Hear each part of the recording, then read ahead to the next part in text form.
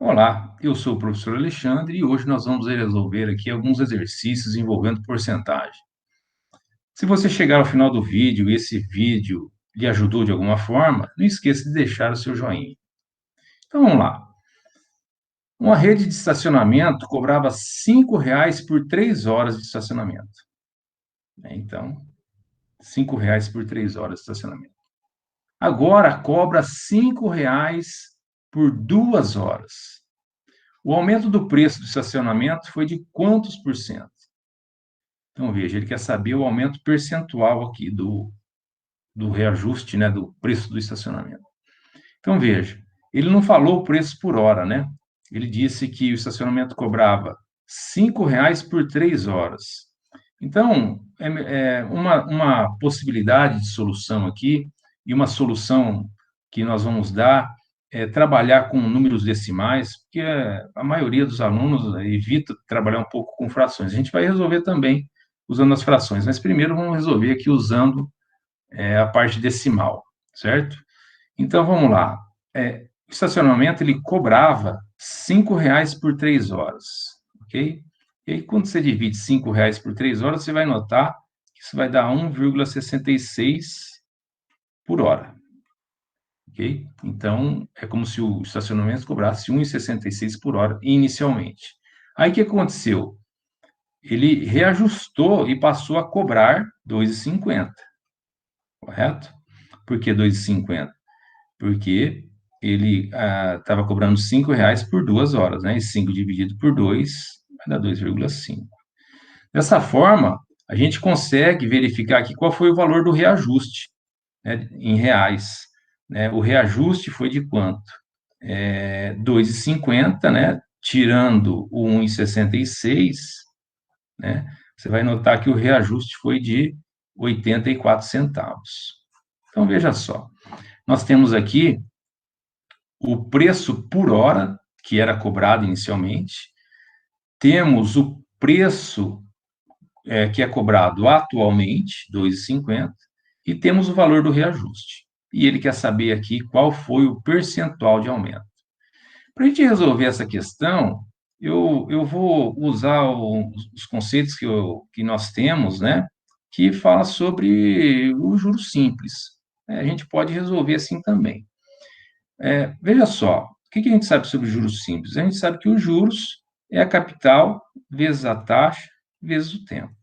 Né? Só que eu vou pedir para você desconsiderar o tempo aqui, porque o reajuste ele é um reajuste feito em um tempo só, ou seja, o tempo valendo 1. Né? Então, se a gente coloca o tempo valendo 1 aqui, 1 vezes o i vai dar o próprio i, correto? Então, vamos nos concentrar nisso. E vamos contextualizar isso, essa parte aqui. Então, veja, quem que é os juros aqui nessa nossa análise que fizemos inicialmente? Os juros é aquilo que foi aumentado. Né? Quanto que foi aumentado? 84 centavos, né? E quem que é o nosso capital? O capital é o preço da hora antes de aumentar, 1,66. Então, se a gente entender esse 1,66 como sendo capital e esse 0,84 como sendo juros, eu resolvo a questão, né? Eu já resolvo a questão. Vamos colocar isso cada um no seu lugar. Então, veja, quem que é os juros? Os juros eu estou entendendo como sendo 0,84. Está aqui, ó, 0,84 vai ser igual a quem? O capital. Quem que é o capital? 1,66 vezes o I. Beleza? Fiquei com essa equação aqui. Como eu quero encontrar o valor do I, né, e o I está sendo multiplicado por 1,66, o que nós vamos fazer aqui? Nós vamos dividir tudo por 1,66, né? Divide tudo por 1,66, o que vai acontecer? 0,84 dividido por 0,84 dividido por 1,166, isso vai dar 0,5, né? Vai dar alguma coisa próximo disso. Igual 1,66 dividido por 1,66 vai dar 1, 1i. Né? Portanto, a taxa de juros ela está escrita aqui na forma decimal. Né? E o que a gente sabe sobre a forma decimal? A gente sabe que ela foi dividida por 100, né? Portanto, para a gente encontrar ela em termos percentuais, é só multiplicar esse número aí por 100 e você vai ver que 0,50 vezes 100, né, vai dar 50%, ok? Então, essa seria uma forma de pensar para resolver a questão. A segunda forma de pensar, a gente poderia entender isso tudo mesmo, né, mas usando, ao invés de usar os números decimais, a gente usasse os números fracionários, né, que particularmente eu gosto muito, né? Então, veja, o que a gente poderia fazer aqui, ó? Ao invés de usar esses números decimais, usando essa mesma lógica aqui dos juros simples, o que aconteceria? Olha só, quem que seria o nosso juros? O nosso valor inicial, ou melhor, o nosso valor do reajuste. Eu não tenho ele aqui, mas vamos fazer essa continha rapidinho aqui em cima, ó. Como que eu encontrei o 0,84? Eu peguei o 2,50, que para mim corresponde aos 5 meios, né? E subtraí o 1,66, 1,66, que para mim é quem? É os 5 terços, né? Você subtraindo isso aqui, subtração de frações, né? Note que as frações têm denominadores diferentes, então a gente tem que encontrar um denominador comum. Entre 2 e 3 vai ser o 6, correto? E aí é aquela coisa, né? A gente tem que escrever uma fração equivalente que tenha denominador 6. É uma estratégia que entendo que vocês já ouviram falar, né? E a gente pegar esse denominador 6, dividir pelo denominador 2, né? E o resultado multiplicar pelo numerador, né? Então, 6 dividido por 2 vai dar 3, né? Aí, esse 3 eu multiplico por 5.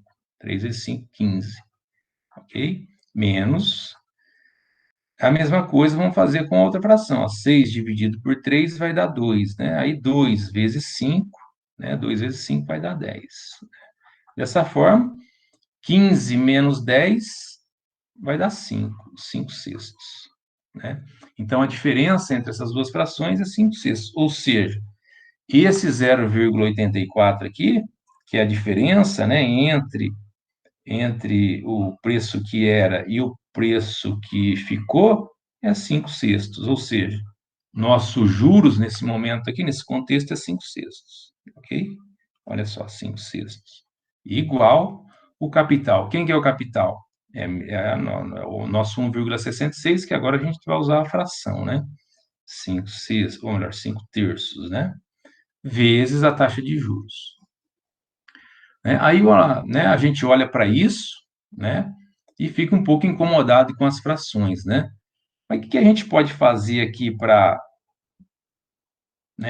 eliminar essas frações? Então, perceba que nós temos denominador 6 e denominador 3 aqui, né? Uma estratégia é a gente pegar toda essa equação, ela inteira, vou colocar ela em parênteses, e vou multiplicá-la por 6, né? Por que eu vou multiplicá-la por 6? Para que a gente consiga eliminar esses denominadores. Então, veja, ó, vou multiplicar a equação inteira por 6, né? Então, vai ficar o quê? Ó? 6 vezes 5 vai dar 30, né? Vai ficar 30 sobre 6, igual 6 vezes 5, 30 também. 30 sobre 3, né, vezes o i. Né? Esse i aqui já está multiplicando 5, né? E aí 30 vezes o i vai dar 30i, ok? Perceba agora que a sua fração possui uma divisão exata. As frações aqui, os denominadores, conseguem dividir o numerador de forma exata. 30 dividido por 6 vai dar 5, né? Igual 30 dividido por 3 vai dar 10, 10i, portanto. Então, pronto, ó, eu não tenho mais ninguém com fração aqui. E aí, né, o que eu vou fazer agora para encontrar o valor da incógnita aí, que é a nossa taxa de juros? Né? Já que eu tenho 10i, eu vou dividir os dois lados por 10, né? Dividindo os dois lados por 10, o que vai acontecer? 5, vou passar para cá, tá? 5 dividido por 10, né? Na verdade, eu vou até deixar assim, ó. Vai ficar 5 sobre 10 igual, aqui, 10 dividido por 10 vai dar 1, né? 1i, beleza? Então, essa taxa de juros aqui é igual a I. Então, note que a nossa taxa de juros ela está aqui na forma de uma fração, né? Oportunidade aqui para a gente falar sobre isso também. 5/10, já que eu quero escrever isso aqui em termos de porcentagem, né? Eu vou transformar agora essa fração aqui numa porcentagem. Veja que ela já é de denominador, ela já é de denominador 10, né? Que é um múltiplo de 100. Né? Mas o que eu vou fazer para ela ficar exatamente com 100? Eu vou escrever uma fração equivalente, multiplicando o denominador e o numerador por 10, né? E aí, 10 vezes 5 vai dar quanto? 50. 10 vezes 10 vai dar 100. E isso é a nossa taxa de juros. O que está escrito aqui? 50%, ok? Ou seja, a nossa taxa de juros, né, é igual a 50%, ou seja, o reajuste foi de 50%. Beleza? Então, essa é uma possibilidade de solução do exercício 1. Não é a única, tem outras possibilidades também em contextos diferentes, né? Continuando, então. Agora, no exercício 2, o enunciado diz assim: ó, uma pessoa pagou 20% de uma dívida. Se R$ 4.368 corresponde a 35% do restante a ser pago, então, qual o valor total inicial da dívida? Então, veja só, é um problema que envolve aqui também porcentagem, né? E aí, pensando nesse exercício, eu vou convidar vocês a, a considerar aqui, para a gente entender a questão, eu vou pedir para que vocês, ao invés de considerar aqui 35%, vamos considerar aqui como sendo 50%, ok? Vamos fazer de conta que nós, ao invés de 35, a gente vai só para entender o exercício, a gente vai considerar aqui 50%. Depois a gente volta na questão. Então, vamos considerar assim, a pessoa pagou 20% da dívida, né? E faltou, portanto, uma outra porcentagem. E esses 4.368 corresponde a 50% dessa dívida, então, do restante a ser pago, né? Então, vamos entender, ó. Se a pessoa pagou 50% da dívida, veja só, se ela pagou 50, ou melhor, se ela pagou 20% da dívida, ela já pagou. E aí, né, eu esqueci de falar aqui, eu desenhei esse retângulo aqui para a gente talvez entender isso de uma forma melhor. O que representa esse retângulo aqui? Esse retângulo está representando o total da dívida, certo? O total da dívida. Você repara que eu já até dividi ele em 10 pedaços, né? Porque a questão fala em 20%, fala em 80%, né? Isso ajuda.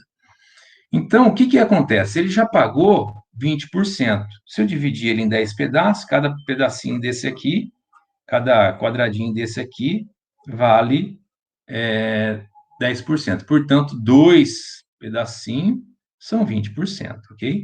Então, ele já pagou 20%. O que acontece? Falta ele pagar 80% dessa dívida, né? E conforme eu pedi para vocês trabalhar comigo aqui, com 50%. O que é esse restante da dívida? É 80%, correto? O restante da dívida é 80%.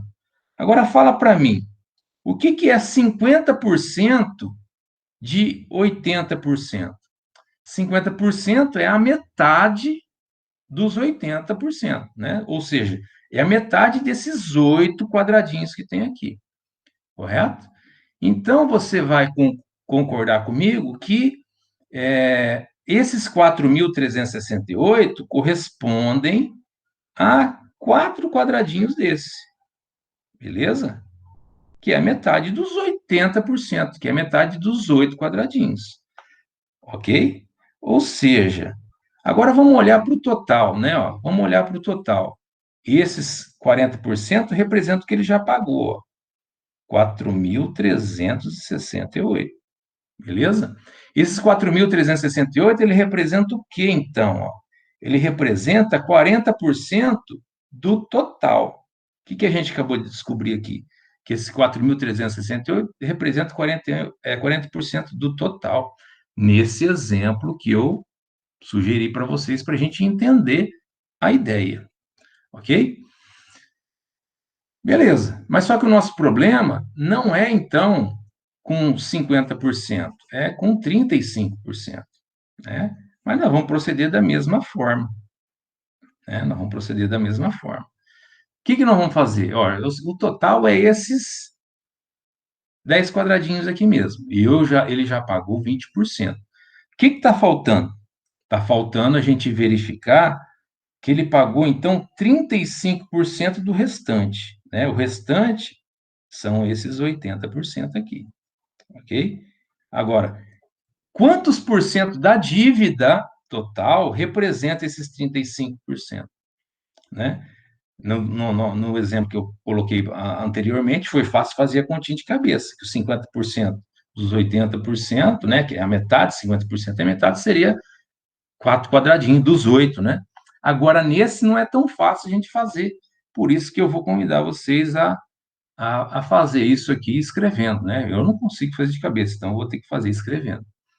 Então, eu pergunto, né? Eu preciso descobrir aqui, ó, quanto é 35% de 80%. Para eu resolver essa questãozinha aqui, para eu saber quanto é 35% de 80%, é muito simples, ó. Eu vou pegar o 35%, né? Vou transformar ele numa fração, né? Poderia transformar também num número decimal, e multiplicar pela porcentagem em questão, que eu quero descobrir, que é os 80, né? Então, resolvendo essa multiplicação, e aí eu já dou até a dica, né? Matematicamente, né?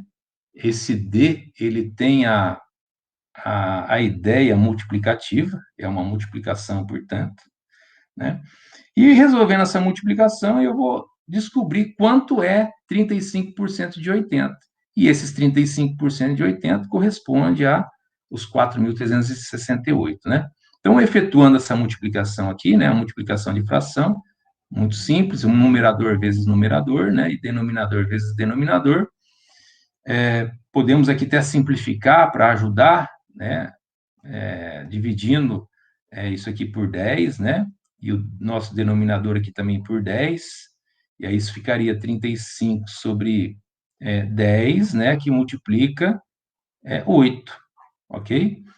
E aí, multiplicando, 35 vezes 8, 5 vezes 8 é 40, né? 40 vão 4, 8, 24 com mais 4, 28, 280. Dividido por 10. 280 dividido por 10 é igual a 28. O que eu acabei de descobrir? Que 35% de 80% corresponde a 28%. Ou seja, esses R$ 4.368 corresponde a 28% da dívida total. Se eu sei disso, e eu quero saber qual é o total, né? E o total, a gente pode até escrever que o total é 100%, né? De 100%, a gente pode resolver essa questão usando uma regra de 3 agora. Se eu tenho a referência, né, de que 28% representa, que 4.368 representa 28% da dívida inteira, né, regra de 3, olha só. R$ 4.368, né? Olha as grandezas, ó, vou separar aqui as grandezas.